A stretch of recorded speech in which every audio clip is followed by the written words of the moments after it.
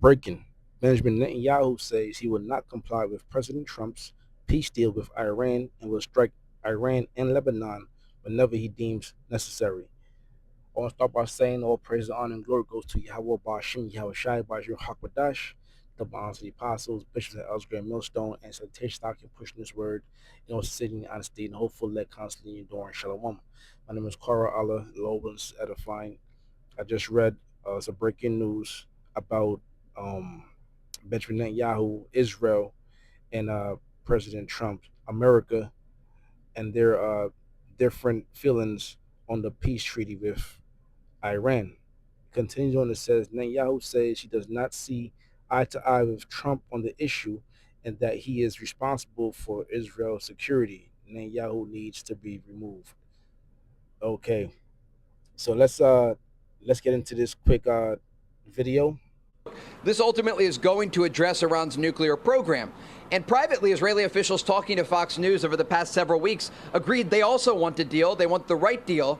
And we are still waiting to get the final language of this agreement. But broadly, It says proposed U.S. Iran deal, resumption of traffic in the Straits of Hormuz, end of U.S. blockade on Iran, negotiate Iran's nuclear enrichment and disposal of enriched uranium during 60 days window, sanctions relief and release of frozen Iranian funds tied to Tehran's compliance, ceasefire between Israel and Hezbollah in Lebanon. is going to open the Strait of Hormuz, and it will ultimately address Iran's nuclear ambitions. There are these other questions, though, as it relates to the situation in Lebanon, where Israeli ground forces remain in the south of Lebanon. There are reports of an Israeli strike in southern Lebanon this morning, and the Israelis certainly will be looking to the north, where Iran-backed Hezbollah remains in Lebanese territory. And so Israeli officials certainly are not happy with this agreement, but the bottom line here, President Trump didn't want an endless war in the Middle East. He wanted a situation that would address his key priority, and that was ensuring that Iran never had a path to a nuclear weapon. And those are exactly the detailed discussions that are going to take place over the next 6 months. This ultimately is going to address Iran's nuclear program. And privately, Israeli officials talking to Fox News over the past several weeks agreed they also want a deal. They want the right deal. And we are still waiting to get the final language of this agreement, but broadly, it is going to open the Strait of Hormuz, and it will ultimately address Iran's nuclear ambitions.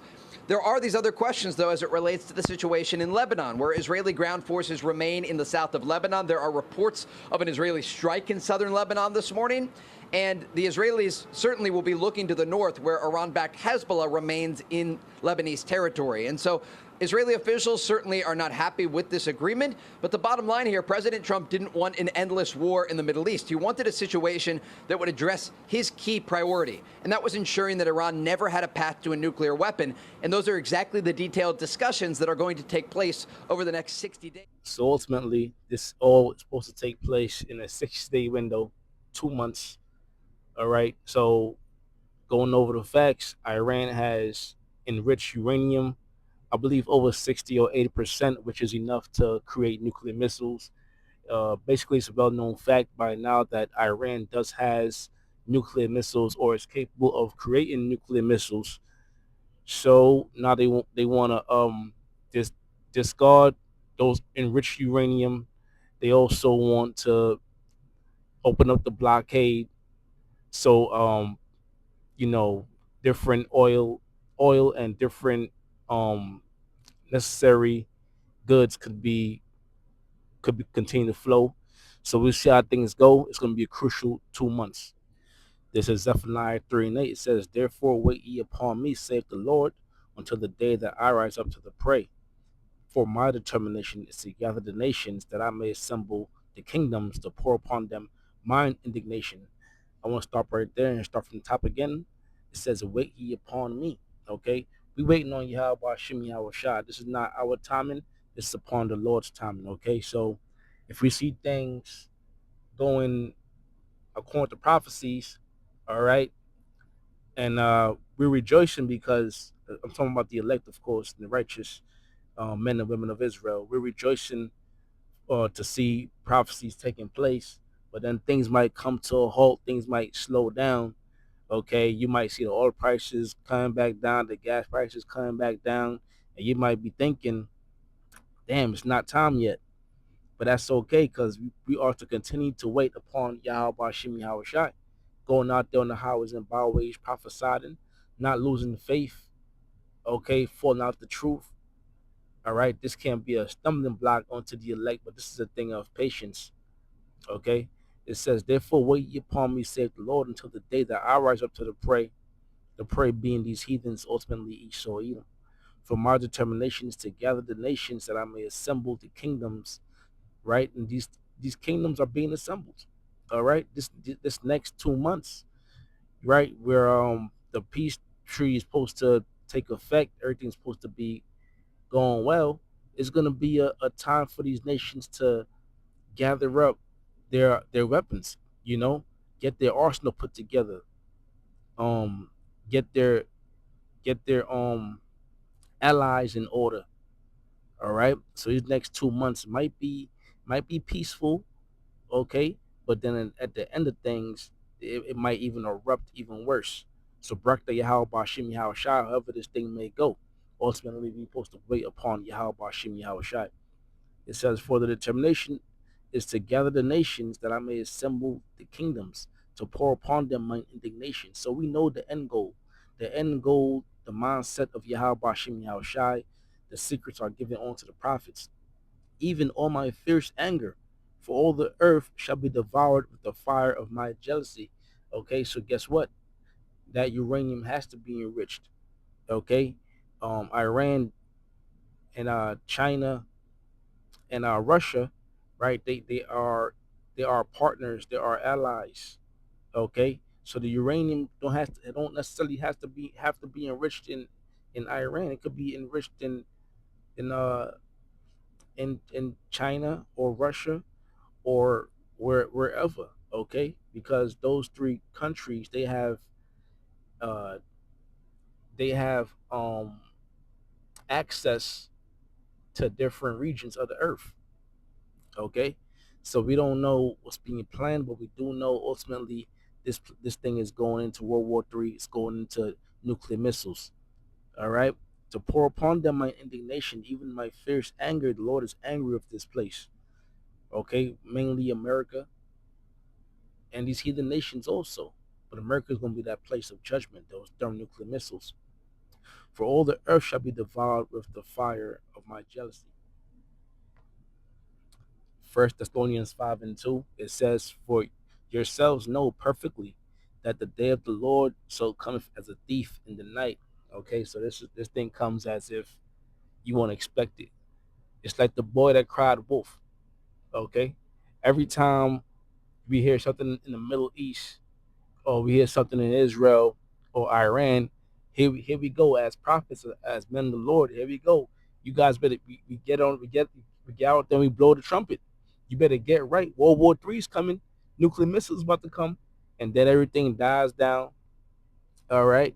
So these people think that we are out here um, talking out of our ass. We just we just um we just trying to finesse the people. Okay, finagle the bagel. What we doing is bringing out the word though. All right. The Lord said that's gonna happen. It's gonna be times. It's gonna seem like nothing's gonna happen, and then ultimately, prophecies come to pass. This is on the Lord's time. All right. It says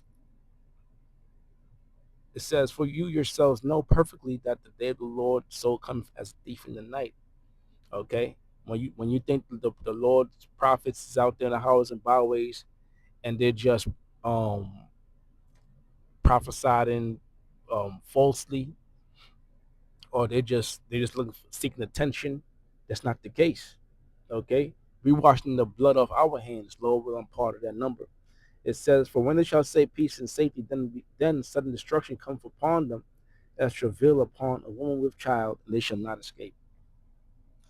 When they shall say peace and safety, okay, which right now these people are in a time of mirth, all these celebrations, okay, and whatnot, all these distractions. That's really what it comes down to, okay? And no one paying attention to the news, all right? And now here it is. There's more talks of a peace treaty, and this one looks more promising than the last one. But you have these certain doomsday preppers. You have these guys that are heavy into the stock, heavy into current events, and they'll tell you what's going on, and they'll tell you the truth also that this isn't it's not gonna work. They start pointing out the red flags, okay, and that just confirms what we've been saying through the scriptures. For in the shall say peace and safety, then sudden destruction cometh upon them as travail upon a woman with child, and they should not escape. Yeah, out of nowhere, the pain's gonna come. All right, like a woman giving birth or birth pains, going into labor, right? It just comes. You just got to be ready for it. You have some women that go into labor and they're very calm about it. Maybe the first time a woman have a baby, the first time she might panic, okay, but then the second time she has a baby, she's calm as a cucumber. She's cool headed. She's walking to the car. She's telling her husband what to do, what she needs, and whatnot. Okay, so it's gonna be two women in those days, in that day, which Israel is compared to as a woman. All right, it's going like the scriptures going to the foolish woman, the foolish women that didn't had enough oil, and then you had the wise women. Okay, let me not talk too much though. It says, and they shall not escape, but ye brethren are not in darkness, that day should overtake you as a thief. There you go.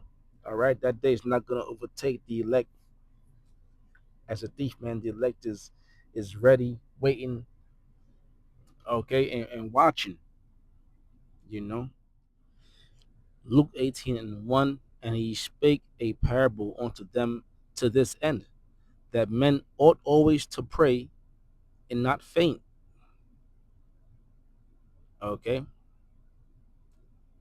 says, and he spake a parable unto them to this end, that men ought always to pray and not faint.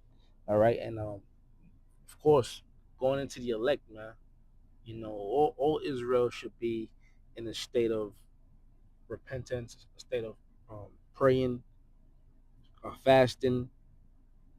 All right, but they're not, which is okay because that's also prophesied for 2/3 to be destroyed.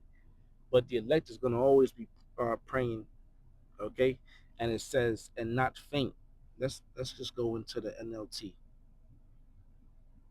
and see what it says. It says, one day Yahushua told his disciples a story to show that they should always pray and never give up. All right. Before we give up or faint, we're gonna pray. If you in a weak spirit, pray, fast. Okay, pray, fast. Okay, get around, be around brothers that's in the spirit. Watch more videos, read more. You know, that's a dangerous place to be in. But the men of the Lord, which we are gonna those moments, but all that's trial and tribulation. Okay, so like it says right here, it says the story. It says one day Yahushua told his disciples a story to show them they should always pray and never give up. Right? We never should give up, even though things look like it's not gonna happen. That's all prophesied to happen. That's gonna be a stumbling block to some men. Okay, like 9/11 when it not 9/11, like the year 2000 when the Lord didn't return. That was a stumbling block to some men. All right, so we're gonna go through trials and tribulations, but another thing also, we're gonna have to be time tested. Okay, do we have that spiritual stamina? This is Second Ezra 16 And I'm gonna jump down to verse uh 38. Okay.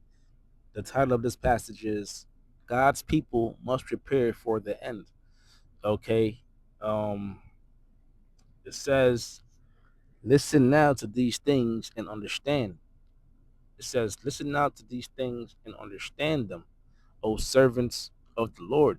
Behold, the word of the Lord, receive it. Okay, so the servants, okay, which are the prophets, which is the elect, the one third. It says, do not disbelieve what the Lord says. Do not disbelieve like these people, like 2/3 of our own people, you so-called Negroes, Latinos, and Native Americans that scoff at us. It says, behold, the calamities draw near and are not delayed. Just as a woman with child in the ninth month, when the time of her delivery draws near, has great pains about her wombs for 2 or 3 hours beforehand. And when the child comes forth from the womb, there will not be a moment's delay. Okay, so although these things might look like they're slowing down and picking up, all right, there's gonna be a it's gonna be nothing but torment, okay, for the leading up to the final moments. And that's the time when you wish that you listened. That's the time when you wished you prepared. Okay? And that's the time when the elect is gonna reap the benefits for taking heed and having faith in Yahweh Bashim Yahweh Shai. It says, just as a woman with child in the ninth month, when the time of her delivery draws near, her great pains about her womb for 2 or 3 hours beforehand. Okay, so we approaching the time of the ninth month. Okay, we were in Jacob's trouble. All right, it says, and when the children cometh forth from the womb, it says there will not be a moment's delay. So the calamities will not delay in coming forth upon the earth, and the world will groan, and pains will seize it. Will seize it on every side. Right, pains on every side, financially. Okay, um, war, famines. All right, plagues, all sorts of disputes. It's gonna be senseless killing. Okay, it's gonna be a real dark time, but it has to happen. Because that's how this place is gonna be destroyed ultimately by that nuclear fire. Those nuclear missiles being shot from one end of the earth to the next. Lowest edifying lesson. I want to say all praise, honor, and glory goes to Yahweh Bashim, Yahweh Shai, Bashim Hakadash, double honors to the apostles, Bishop Elsewhere Millstone. It's like Jesus out here pushing this word, city and honesty, and the hopeful elect constantly enduring.